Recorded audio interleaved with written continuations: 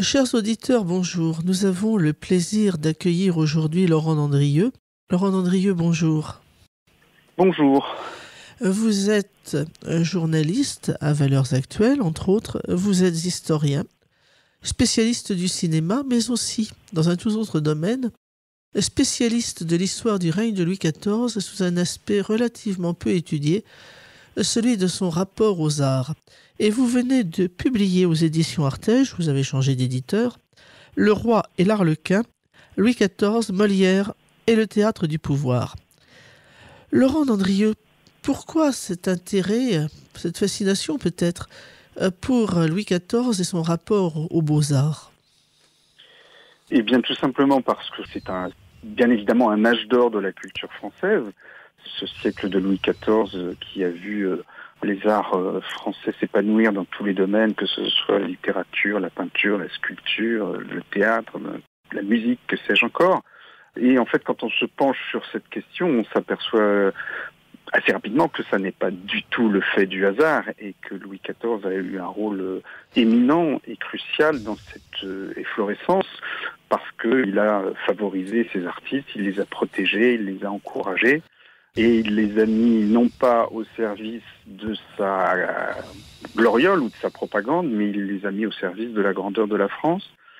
Ça, c'est la première raison. Et la seconde raison qui fait que je m'y suis, moi, plus particulièrement penché, c'est que c'est un aspect qui est un peu méconnu. Je trouve que quand on lit notamment des biographies de Louis XIV, eh bien, il y a énormément de développement, évidemment, sur sa politique intérieure, sur sa politique guerrière, sur tout un tas de choses tout à fait passionnantes, mais sa politique artistique est généralement un peu traitée par-dessus la jambe en quelques lignes, rapides, alors que pour moi, c'est un aspect vraiment essentiel du règne.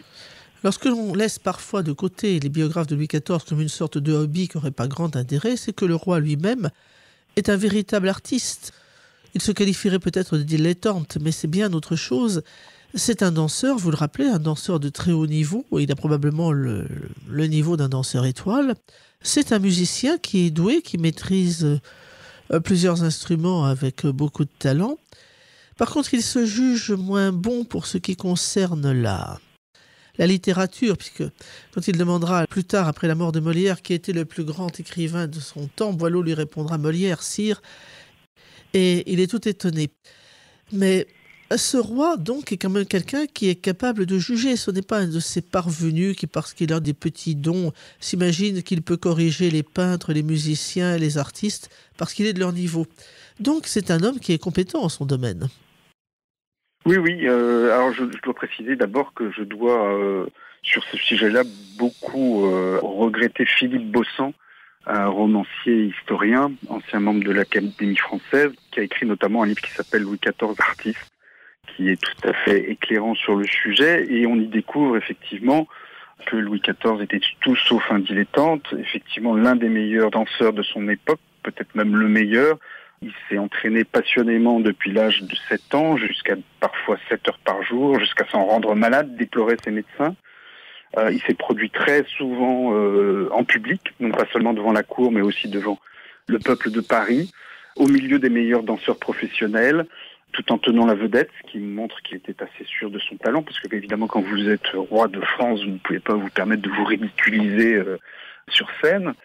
Mais effectivement, il avait aussi une sensibilité très forte pour la musique. Il était capable de discuter avec Michel Richard de Lalande de ses partitions, de les lui faire corriger et de manière pertinente. Il choisissait lui-même, aider d'autres personnes, il choisissait lui-même les musiciens de la Chapelle du Roi, mais c'est toujours son choix à lui qui était le plus sûr, qui était plus sûr que ceux des vrais professionnels. Il était aussi capable de discuter architecture sur plan avec un architecte et de lui en remontrer sur l'exactitude de ses plans. Et donc effectivement, c'est une dimension très intéressante de sa politique artistique, c'est-à-dire que ses choix sont ceux d'un véritable amoureux des arts. Ce sont des choix à la fois personnels, mais en même temps qui correspondent à ce que Louis XIV sait être un certain esprit français, c'est-à-dire qu'il a conscience que ses goûts n'ont d'intérêt que dans la mesure où ils reflètent une certaine âme française et qu'ils entrent en résonance avec le goût du peuple français. Et ça, il le dit de manière très nette dans un passage de ses mémoires où il parle de sa politique artistique et il dit que les divertissements de la cour ne sont pas seulement des divertissements privés, mais qu'ils sont aussi une manière de créer un lien entre le roi et son peuple par ce partage d'une même esthétique, d'un même goût, d'un même esprit. On a beaucoup dit, Laurent Dandrieux, que Louis XIV avait mis son règne tout entier en scène, mais en vous lisant, j'ai l'impression que ça va beaucoup plus loin que cela. C'est un goût personnel. C'est vrai que c'est le théâtre du pouvoir, qu'il va utiliser ces artistes dont il est le mécène et le protecteur. Il va certainement les utiliser pour la grandeur de la France et du règne, mais c'est aussi un goût personnel. Il aime cela. Et le cas de Molière va être particulièrement intéressant à ce niveau. Oui, il aime le théâtre, il aime rire, et c'est évidemment la première raison de son attachement, de son engouement pour Molière. On peut vraiment parler d'engouement parce qu'il voyait, il était capable de voir une pièce de Molière 4 ou 5 fois d'affilée la même semaine, tellement il aimait ça, et c'était probablement dans tout le royaume de France la personne qui connaissait le mieux le théâtre de Molière. Donc il aime le théâtre de Molière parce que, disait-il, cet homme ferait rire les pierres. Et d'ailleurs, lui-même riait très volontiers à gorge déployée, et les témoins de l'époque disent à s'en tenir les côtés. Mais il aime aussi, je pense, ce qu'il trouve d'écho à sa propre façon de voir les choses, c'est-à-dire la détestation de tous les excès, de tous les fanatismes et de toutes les hypocrisies, un certain éloge de la mesure en toute chose, qui, à mon avis, entre en profonde résonance avec sa conception de l'existence et de la politique. Mais au-delà de ça, effectivement, c'est vrai que, en dehors de ce goût personnel, il a utilisé les arts comme un moyen de rétablir le prestige et l'autorité de la monarchie, notamment au début de son règne, quand il est un tout jeune roi, il a 20 ans quand il rencontre Molière, et on sort à peine de la fronde de cette période qui l'a traumatisé durant son enfance, où il a touché du doigt la fragilité de l'autorité monarchique, et pour lui, effectivement, cette politique de bénéficence par les arts qu'il va mener va être un moyen très efficace de restaurer le prestige et l'autorité royale, non pas par la crainte, mais en s'attachant les cœurs. Vous le disiez, Laurent Landrieux, nous sommes au tout début du règne.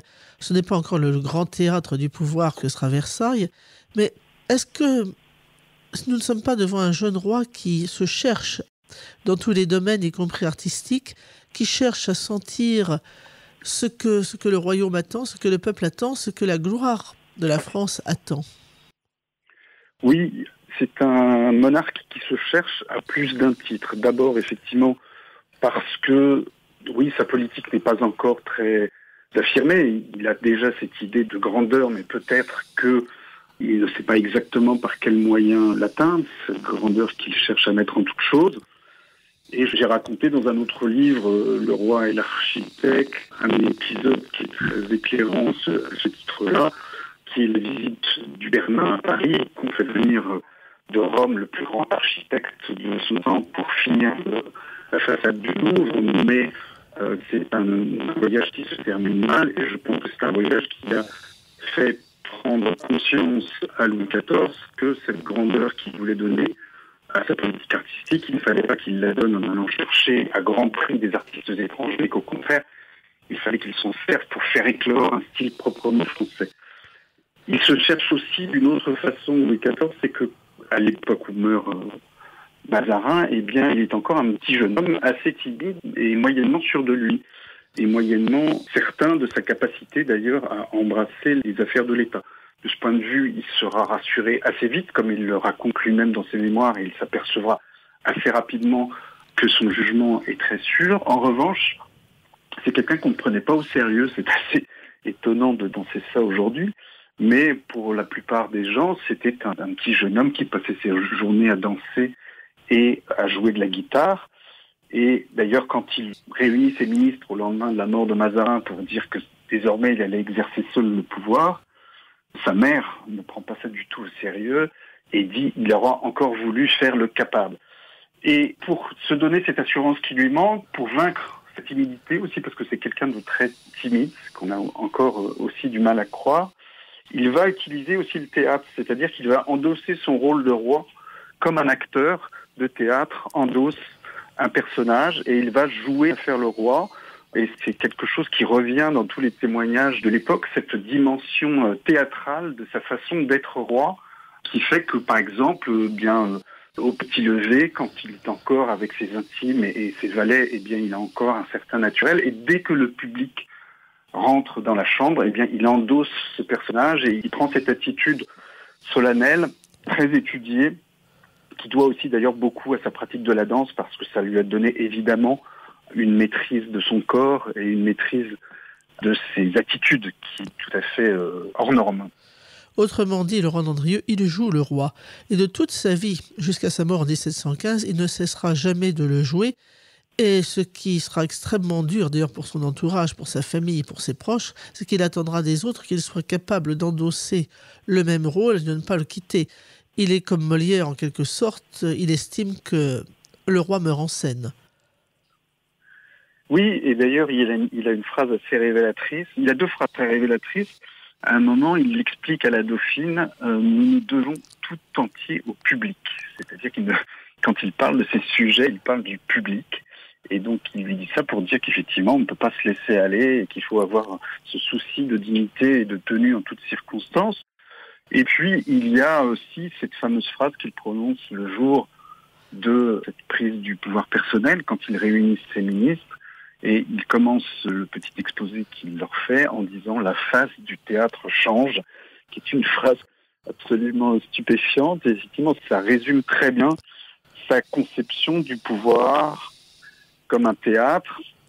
Alors quand on dit ça aujourd'hui, au XXIe siècle, on peut mal interpréter cette phrase parce que quand on parle de la politique comme un théâtre aujourd'hui, on a tendance à considérer qu'il s'agit d'un théâtre d'ombre où les acteurs politiques et les ministres de la République et les présidents s'agitent dans tous les sens de manière très ostensible pour faire croire qu'ils ont encore un peu quelques brides de pouvoir, alors qu'en fait la réalité de ce pouvoir se trouve très souvent ailleurs. Mais dans l'esprit de Louis XIV, il ne s'agit pas du tout d'un théâtre d'ombre, c'est cette conception complètement baroque du théâtre où l'apparence, le personnage que l'on endosse, c'est un masque, mais c'est un masque qui permet de révéler la réalité profonde des choses avec une netteté particulière que la réalité prosaïque, beaucoup plus désordonnée, ne permet pas toujours d'avoir.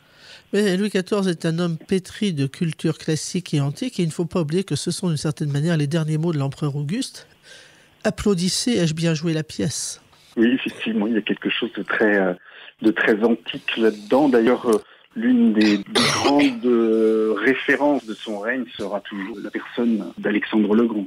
Louis XIV s'est fait représenter très souvent sous l'apparence d'Alexandre le Grand. Chers auditeurs, nous nous retrouverons la semaine prochaine pour continuer à débattre de ce sujet passionnant avec notre invité.